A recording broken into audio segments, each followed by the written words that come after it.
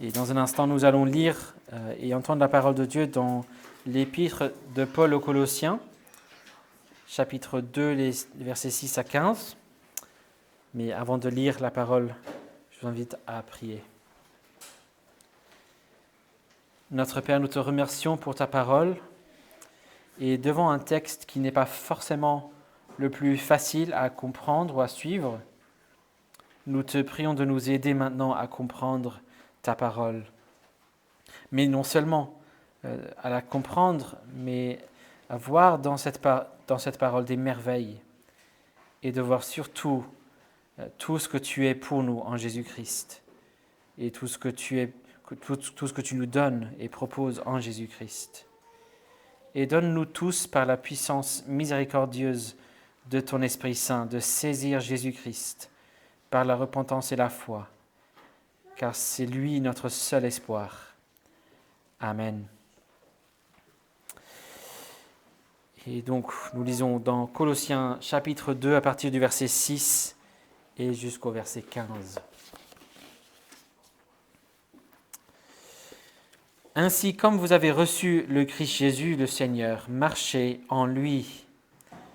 Soyez enracinés et fondés en lui, affermis dans la foi, d'après les instructions qui vous ont été données, et abondez en actions de grâce. Prenez garde que personne ne fasse de vous sa proie par la philosophie et par une vaine tromperie, selon la tradition des hommes, selon les principes élémentaires du monde, et non selon Christ. Car en lui habite corporellement toute la plénitude de la divinité. Et vous avez tout pleinement en lui, qui est le chef de toute principauté et de tout pouvoir. En lui aussi, vous avez été circoncis d'une circoncision qui n'est pas faite par la main des hommes, c'est-à-dire le dépouillement du corps de la chair, la circoncision du Christ. Ensevelis avec lui par le baptême, vous êtes aussi ressuscités en lui et avec lui, par la foi en la puissance de Dieu, qui l'a ressuscité d'entre les morts. Vous qui étiez morts par vos offenses et par l'incirconcision de votre chair, il vous a rendus à la vie avec lui, en nous faisant grâce pour toutes nos offenses.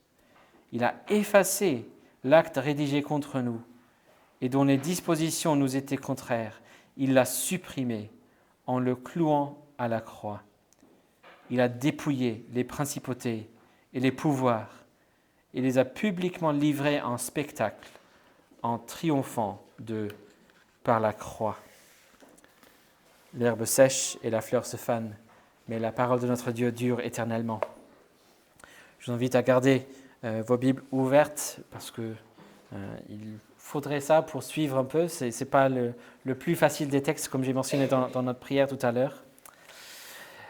Il y a une tendance ou une nouvelle expression qui est apparue parmi les jeunes il y a une dizaine d'années. C'est ce qu'on appelle le FOMO. C'est-à-dire, non pas un mot qui serait faux, mais une expression anglaise à la base, FOMO, Fear of Missing Out, la peur de rater quelque chose. J'ai vu que même au Québec, ils ont autorisé l'expression syndrome FOMO. Donc, il y a quelques éléments d'anglais qui passent quand même au Québec. Ça pourrait être la peur de rater une nouvelle ou de rater la super soirée avec ses amis. C'est un phénomène qui a été causé probablement par les smartphones, les réseaux sociaux. Tellement on est conscient de ce qui se passe dans la vie des autres, ce que font les autres à tout moment, qu'on a peur de rater quelque chose et de ne pas être présent pour la meilleure soirée, ne pas être sur son smartphone pour découvrir la nouvelle. Je sais que ceux qui travaillent avec des étudiants récemment ont constaté qu'ils ont vraiment du mal à organiser des choses parce que les jeunes surtout sont lents à s'engager à quelque chose, que ce soit un week-end, une fête, même un simple dîner, de peur de rater quelque chose d'autre qui se passerait ou qui pourrait être éventuellement quelque chose de plus intéressant.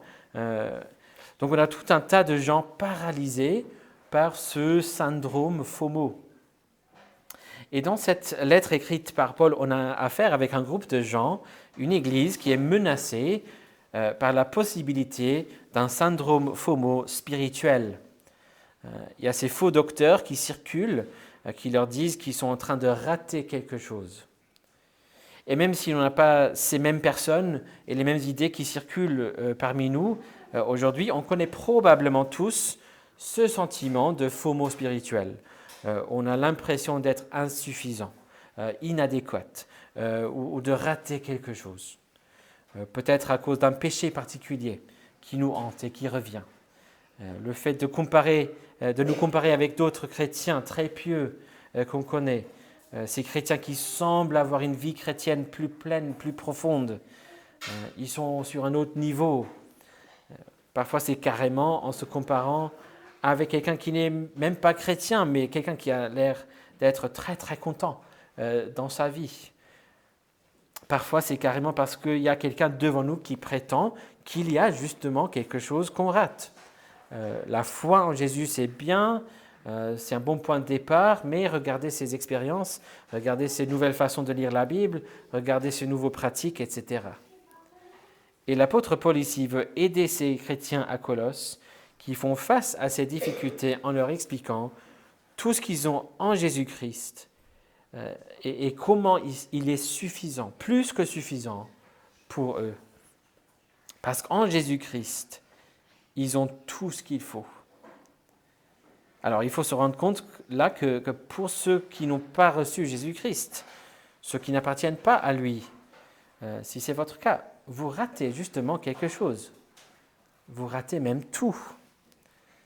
Si vous croyez ne pas avoir besoin de Jésus, si vous suivez quelqu'un d'autre, ou si vous croyez que tout ce qui compte, c'est de faire son mieux, ou l'amour, ou quoi que ce soit, vous ratez tout.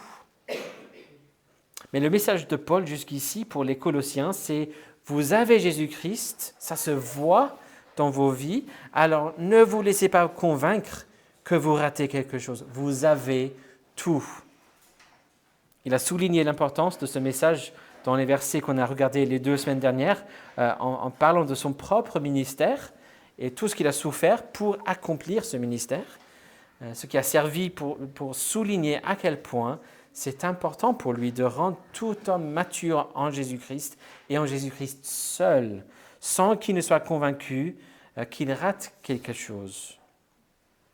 Et là, il fait une transition, en quelque sorte, où pour la première fois, ayant posé le fondement, il commence à donner des impératifs, des commandements.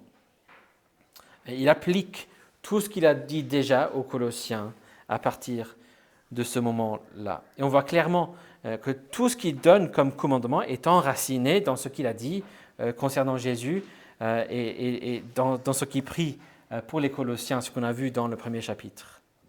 Et le texte que nous regardons ce matin se divise en 2 parties principales.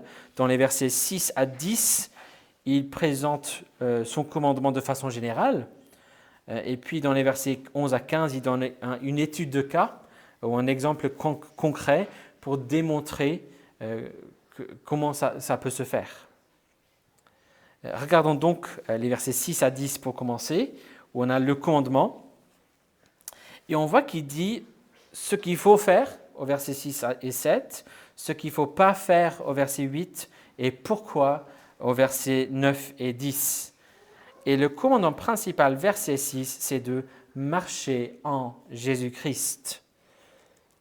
Ainsi, ou c'est pourquoi, comme vous avez reçu Jésus-Christ, de la même façon que vous l'avez reçu, c'est-à-dire simplement par la foi en lui, marcher en Jésus-Christ. C'est ça le commandement, la chose à saisir ici.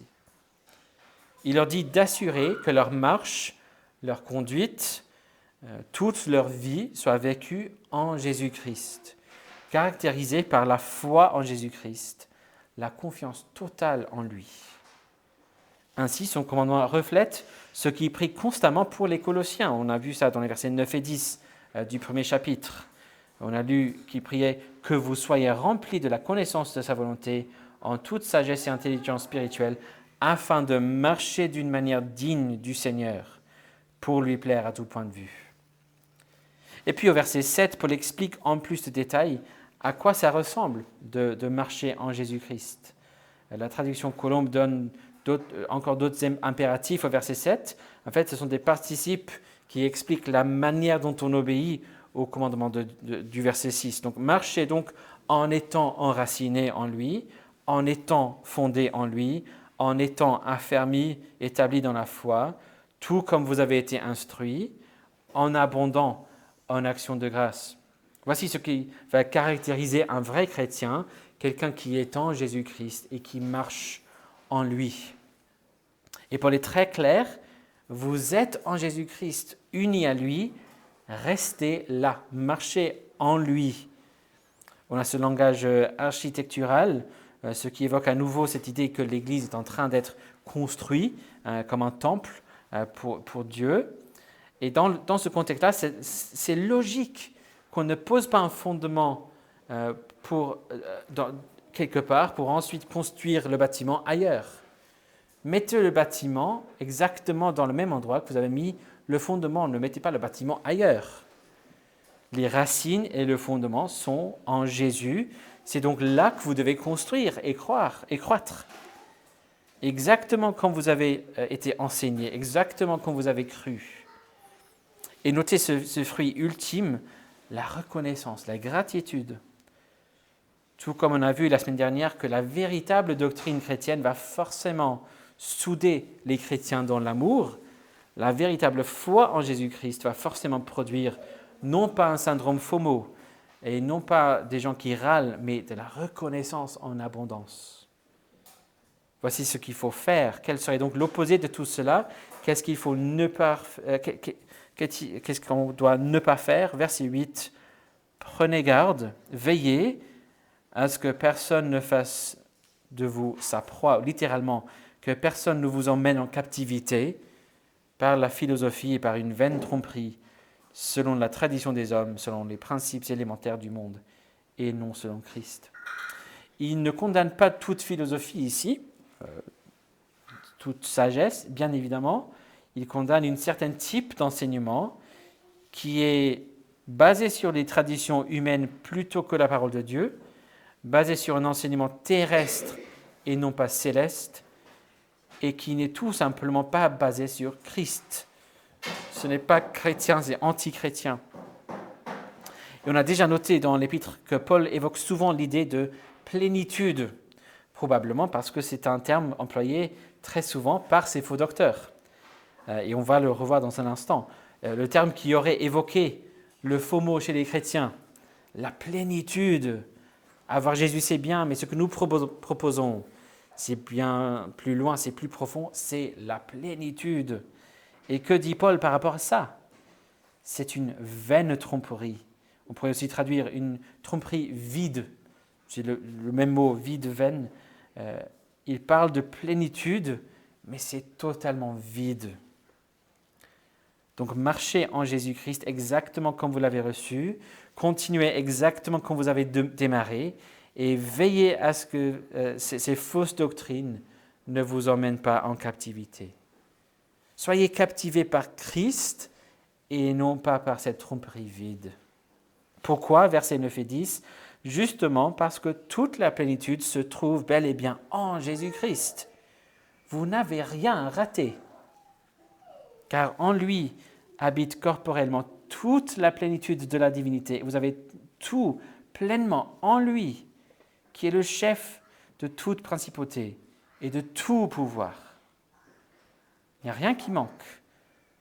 Si vous étiez là dimanche de Pâques, il y a un mois à peu près, vous vous souvenez qu'on a déjà croisé ce langage au verset 19 du premier chapitre. On a découvert que lorsque Paul parle de la plénitude qui habite dans le corps de Jésus-Christ, il associe deux idées de l'Ancien Testament. D'un côté, en regardant le langage du premier chapitre, là où il a plu à Dieu d'habiter, dans le psaume 68, c'est justement le mont Sion, la montagne du temple. Et lorsque nous voyons que Dieu remplit quelque chose, c'est justement le temple, c'est la gloire, c'est l'Esprit de Dieu qui remplit le temple. Et donc on a constaté que tous ces moments dans l'Ancien Testament où le tabernacle, où le temple avait été rempli par le Saint-Esprit dans sa gloire, notamment au moment de leur inauguration, c'était une image, un type de la résurrection de Jésus. Un type qui pointait vers cette résurrection. Donc lorsque Paul dit ici au verset 9 qu'en lui habite corporellement toute la plénitude de la divinité, il nous rappelle que cet homme, Jésus-Christ, tout en étant Dieu, bien sûr, il a sa nature divine, mais ici c'est un homme, Jésus-Christ, qui a été rempli de l'Esprit Saint, qu'il a ainsi ressuscité d'entre les morts. Et en recevant le Saint-Esprit, il n'a pas reçu un bout de Dieu. Les personnes de la Trinité ne sont pas des parts de Dieu. Il n'a pas reçu une personne inférieure à une autre. Il a reçu Dieu comme cadeau, comme récompense. Dans sa nature divine, bien sûr, il était déjà Dieu. Il était tout ce qu'est Dieu.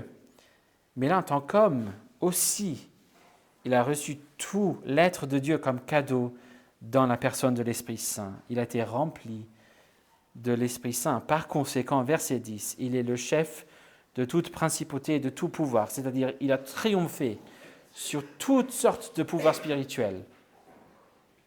Donc ces faux docteurs qui disent qu'il faut une solution vis-à-vis à ces autres forces spirituelles, c'est n'importe quoi. Jésus a tout conquis et l'essentiel, ce point central qui protégera les Colossiens contre la fausse doctrine, puisque Christ a été rempli de toute la plénitude de Dieu, l'Esprit Saint lui-même, et puisque vous êtes en Christ, unis à lui, alors vous aussi, vous avez été remplis en lui. Jésus a gagné tout, il a triomphé sur tout, et il a fait tout pour vous. Et tout ce qu'il a reçu lui-même, il a reçu en votre nom pour vous. Vous n'avez pas moins que ce qu'a Jésus-Christ lui-même. Et pensez à Jésus-Christ et tout ce qu'il a reçu comme récompense de la main du Père pour ce qu'il a fait pour nous, assis à la droite de Dieu maintenant. Est-ce possible que Jésus, assis à la droite du Père, rempli de l'Esprit Saint, est-ce possible qu'il souffre du syndrome FOMO? Est-ce possible qu'il rate quelque chose? Ou qu'il ait peur de rater quelque chose? Bien sûr que non. L'idée même est ridicule, non? Alors, puisque vous êtes en lui, ne serait-il pas tout aussi ridicule pour vous de craindre d'avoir raté quelque chose? Voici l'argument que présente Paul pour soutenir son commandement, marcher en lui. Et donc au verset 11 à 15, il donne un exemple concret pour leur montrer comment cette bonne nouvelle de Jésus détruit ces fausses idées des faux docteurs. Et il prend cette question de la circoncision. Alors cette partie est peut-être un peu plus compliquée, donc il faut peut-être s'accrocher pour suivre l'argument. Il faut mettre la ceinture peut-être. Même l'apôtre Pierre a dit que certaines parties des écrits de Paul sont difficiles, ce qui nous rassure, mais ça vaudra le coup de suivre la logique de cet argument que donne Paul. Et bien évidemment, si vous avez des questions après, ou pendant la réunion de prière, elles seront tout à fait les bienvenues. Donc la question de la circoncision, pour l'Église juste après la résurrection de Jésus, apparaît plusieurs fois dans le Nouveau Testament. Il y avait ceux qui insistaient sur le fait que tous ceux qui se convertissaient à Jésus-Christ devaient se faire circoncire. Sinon, ce ne sont pas des chrétiens légitimes. On les appelle les judaïsants. C'était surtout l'idée qui avait séduit et troublé les Galates. Et Paul a des mots très très forts pour eux par rapport à ça. Il me semble, vu tout ce qu'on a vu par rapport aux faux docteurs à Colosse, qui ne disaient pas tout à fait la même chose. Probablement, ils disaient que croire en Jésus, c'est bien, mais si vous voulez aller encore plus loin, si vous voulez une spiritualité plus pleine, plus profonde, sur un niveau plus élevé, la circoncision est parmi les nombreuses choses qui seraient très utiles ou même essentielles pour ça. Et donc, ils essayent de convaincre les Colossiens qui rataient quelque chose parce qu'il leur manquait la circoncision. Et Paul dit ici, en gros, si vous voulez un résumé du verset 11 à 15, mais pas du tout. Ça, c'est le résumé, mais il faut aller en plus de détails. Mais avant de suivre l'argument en détail, notez que Paul ne donne pas un argument purement ritualiste ou liturgique. Il ne met pas l'accent sur des pratiques ou des cérémonies. Il ne dit pas, mais non, la circoncision, c'était pour l'Ancien Testament, maintenant c'est le baptême, donc il faut juste comprendre qu'on a changé de rite maintenant. Ce qui tend à souligner le fait que lorsque l'on parle de ces rites et ces signes, des sacrements, ce qui compte le plus, c'est la chose signifiée et non pas le signe lui-même. Parce que ces signes ne sont jamais efficaces, comme on dit en latin, ex opere operato, efficaces par eux-mêmes et en eux-mêmes. Ce n'est pas automatique. Si c'était le cas, il aurait pu parler simplement en termes de changement de rite, comme si c'était tout ce qu'il fallait. Mais puisque c'est la chose signifiée qui compte, il entre dans un argument bien plus élaboré et plus riche et plus utile finalement. Et l'argument en gros, face à ces gens qui disent « il vous manque la circoncision », ce n'est même pas « vous n'avez pas besoin de vous faire circoncire », ce qu'il aurait pu dire et à juste titre, mais son argument ici, c'est plutôt « mais vous êtes déjà circoncis en Christ ». Verset 11. Quoi, Paul? Comment se fait-il qu'on a été circoncis? La réponse au verset 12, « Vous avez été circoncis en ce que vous avez été baptisés ». Et on pourrait dire encore, mais explique Paul comment ça se fait. Et les versets 11 et 12 donnent plus de détails. La circoncision, ce signe, cette marque physique que portaient tous les hommes du peuple de Dieu, avait un double rôle. C'était un sacrement, un signe pour assurer tout le peuple, chaque Israélite, des promesses de Dieu, les promesses du salut par le Messie promis et tous les bienfaits qu'il allait obtenir pour eux. Signe sanglant de la fidélité de Dieu et son engagement qu'il serait prêt à être retranché s'il y avait de l'infidélité. Donc un sacrement qui était utile pour soutenir et encourager la foi de celui qui portait ce signe. Mais c'était aussi un type, c'est-à-dire un signe qui pointait vers l'avenir, vers le Messie qui allait venir, et surtout ce qu'il allait faire pour eux. Même la circoncision qu'a reçue Jésus quand il avait 8 jours, comme la circoncision de tous les hommes avant lui, n'était qu'un type qui pointait vers la vraie circoncision qu'il allait recevoir, c'est-à-dire sa mort sur la croix. La vraie circoncision vers laquelle toutes ces circoncisions pointaient était cette mort sur la croix, c'est-à-dire une circoncision qui n'a pas été faite par la main des hommes, comme le dit Paul, non pas dans le dépouillement d'un petit bout de sa chair, mais le dépouillement sanglant de son corps entier, sa mort sur la croix. Les circoncisions qui avaient lieu avant n'étaient que des mini-participations symboliques de cette circoncision du Christ, du Messie. La circoncision à laquelle participait tout le peuple, non pas par un rite, mais par la foi en réponse aux signes et à la parole qu'ils avaient reçue. Le peuple avant Jésus était donc sauvé par cette circoncision du Messie, sa mort sur la croix, par la foi et par leur union avec lui. Même quand ça restait dans l'avenir, c'était promis dans le signe de la circoncision. Et nous, alors, en tant que non-juifs, sous la nouvelle alliance, pouvons-nous bénéficier de cette circoncision du Christ? Bien sûr que oui, par le baptême. Vous avez été ensevelis avec Jésus. Vous bénéficiez de cette même mort, de cette même circoncision, la chose qui était signifiée avant par la circoncision faite par la main des hommes, mais le signe par lequel vous en bénéficiez maintenant, ce n'est pas une circoncision faite par la main des hommes, c'est le baptême.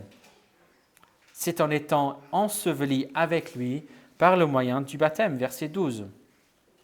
Et comme on a vu tout à l'heure, non pas un baptême qui serait efficace en lui-même ou par lui-même, efficace ex opere operato, mais un baptême qui nous appelle à la foi en Jésus-Christ, la foi qui nous unit à lui par la puissance de l'Esprit.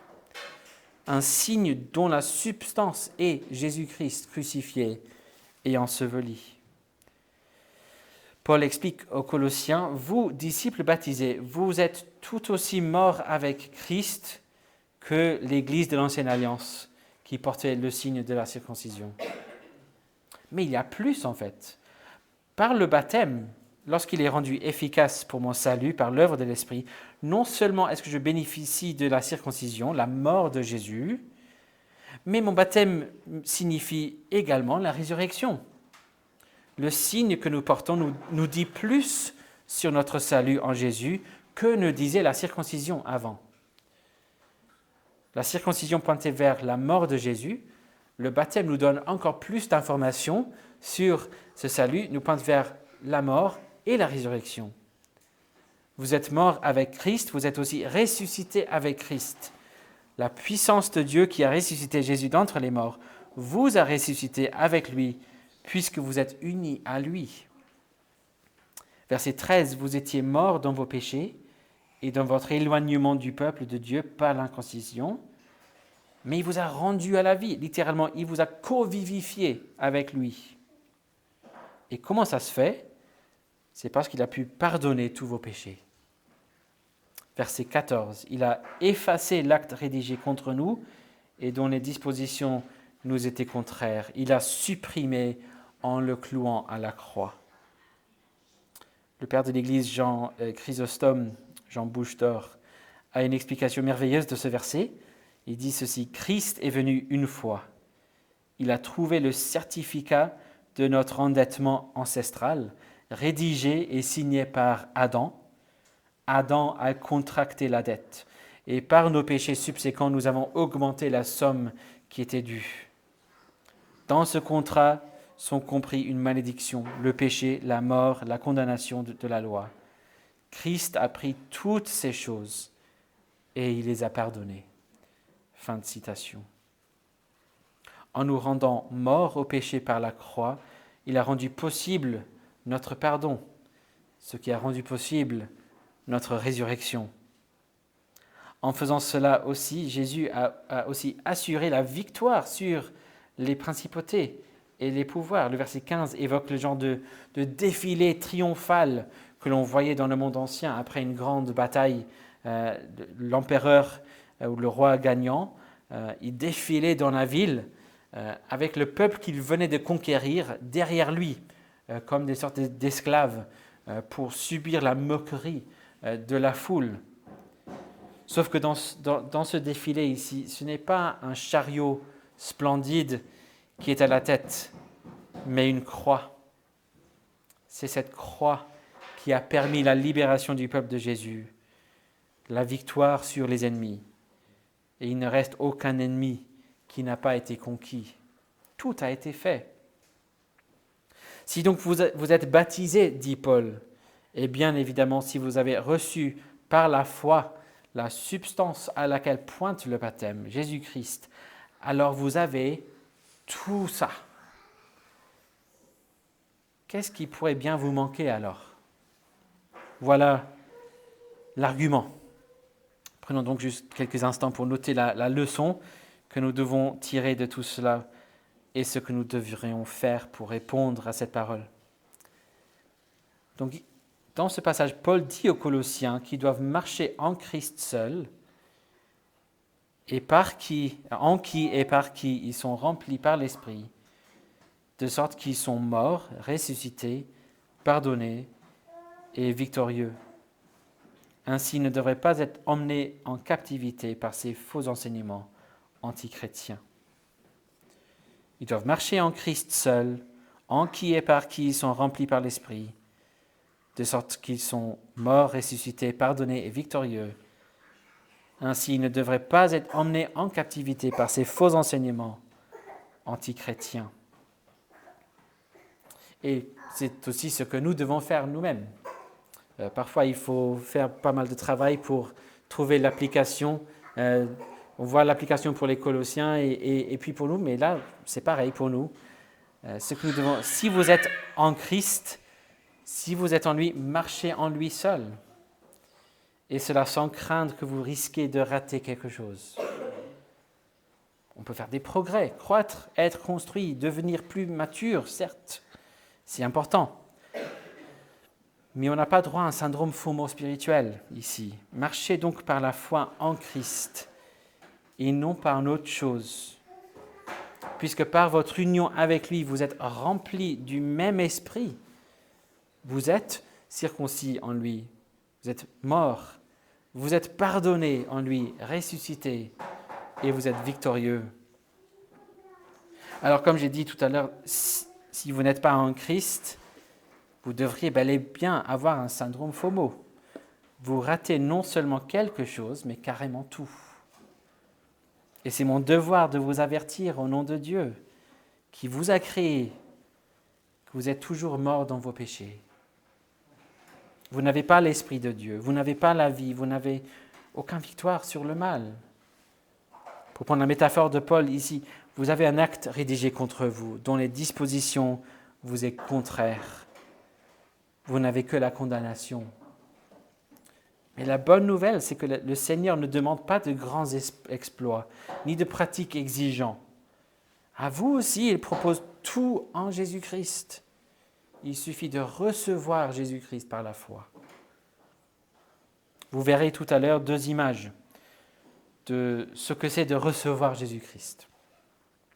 D'un côté, c'est aussi simple que le fait de venir et être lavé de nos péchés, comme avec de l'eau. De l'autre, c'est aussi simple que le fait de venir et manger et boire la vie, la nourriture qui vous est proposée en Jésus-Christ. Acceptez sa mort pour vous. Par cette parole et par ces signes, vous témoignerez tout à l'heure que le Seigneur frappe sur la porte. Êtes-vous donc prêt à recevoir ce don merveilleux? Et pour vous qui avez reçu Christ, vous qui êtes en Christ, laissez cette parole et ces sacrements vous guérir de toute peur de rater quelque chose. C'est ce que le Seigneur veut pour vous. Il veut votre bien, votre encouragement. Il vous a tout donné en Christ. Il vous a rempli de lui-même par Christ. Par cette parole et ces sacrements, laissez Jésus vous encourager, vous enraciner, vous fonder, vous affermir dans la foi et vous remplir de gratitude à la gloire de son nom. Amen. Prions. Notre Père, nous te remercions pour Jésus-Christ et nous te remercions de l'avoir rempli de toute la plénitude de la divinité dans la résurrection de Jésus-Christ. Merci pour ce don qu'il a reçu en notre nom et ce don que nous recevons en lui. Merci de nous avoir remplis de son esprit.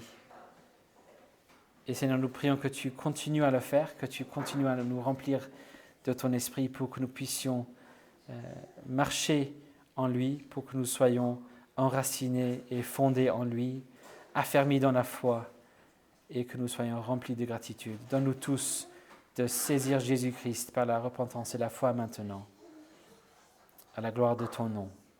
Amen.